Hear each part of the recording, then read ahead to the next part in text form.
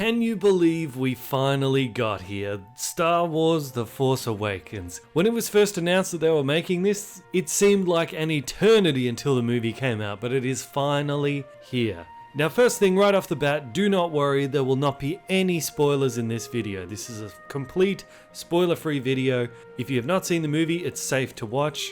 However, if you want to go in totally fresh, I'd advise that you don't go into the comment section, because you know how it is with these videos. There's always some jerk who shows up and writes, you know, this happens, and ruins it for everyone. So probably stay out of the comment section just to be sure.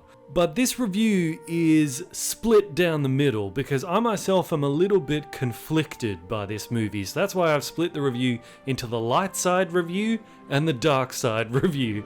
This light side review is all the good stuff, all the stuff that I enjoyed, spoiler free. The dark side review is the stuff that I didn't like, some things that I consider serious problems for the movie, and that's in the full spoiler section dark side video. So watch this, go see the movie, and then come back and embrace the dark side with me, and then we can talk freely in the comment section about it. So Star Wars The Force Awakens. Is it good? Yes, it is. We all knew going in that it would be far, far better than the prequels. Nobody's going to be surprised by me saying it's better than the prequels, but how does it hold up, let's say, in terms of quality with the original trilogy? Well, if we consider like Empire Strikes Back to be the best, followed by A New Hope, and then Return of the Jedi down there, I'd say that Star Wars Force Awakens is kinda hovers around this area, somewhere between Return of the Jedi and A New Hope, which is still pretty good. Even if you say that it's on par with Return of the Jedi, that's still pretty damn good. J.J. Abrams has done a fantastic job. The love for this material really shows through in this movie. Visually, you can see he's put a lot of work and effort into it. The acting is solid all around. Everyone does a fantastic job. And each character does feel defined and individual, while at the same time fitting in with some of the Star Wars types that we know, like this Luke Skywalker type or the Han Solo type or whatever. A standout for me is actually Kylo Ren. I feel like this character, while similar to some other villains that we've had in the past, I think he has a real uniqueness, and we haven't really seen anyone quite like him before. And I'm interested to see where they're going with this character, specifically with how the movie left off with his story. So the new cast is solid all around. What about the returning old cast? Han Solo, of course, Harrison Ford, fantastic. Yes, he's grumpy old grandpa Harrison Ford, does have genuine joy, and you can see he did enjoy doing this movie. But wow, he's he's definitely getting old. There's no doubt about that. So all that talk about not recasting Indiana Jones, maybe they should rethink that, because yeah, he's very old now. Carrie Fisher, a lot of people are really praising her performance here. For me, I thought it was good.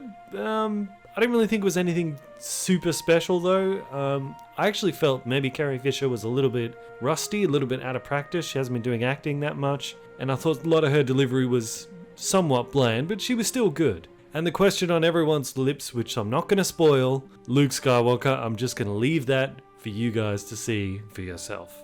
The beginning of the movie, just seeing that Star Wars font title just crack through the screen again, and the music and the opening scroll going up, it was fantastic. It really, really was. It's like I was just sitting there with this big dumb smile on my face for the majority of it. And just the experience as well of being able to be in a cinema with other Star Wars fans watching Star Wars is so great, and I highly recommend it.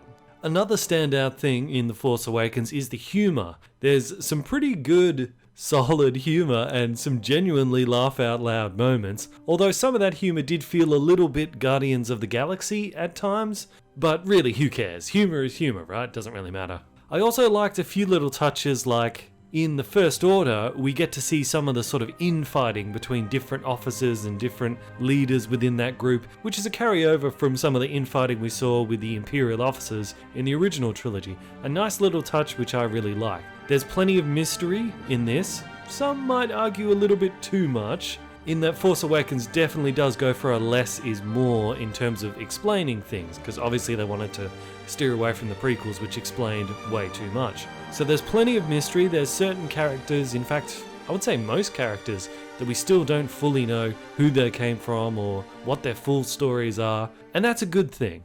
because not only does it keep us interested in what's going to happen next, but it also opens up the door for endless internet speculating for the next 3 years. Oh, isn't that what we all love to do? So yes, I highly recommend that people go and see it and enjoy it, but that's not saying that it doesn't have problems. It does, and I keep finding myself just asking, if this movie didn't have the Star Wars name to it, would I still be able to say it's a great movie? Honestly, I don't know how to answer that, but I'm not going to cover that now because this is spoiler free.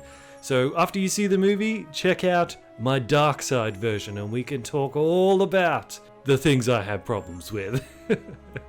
Thanks guys, click away to your heart's content, and I'll see you guys in the comments.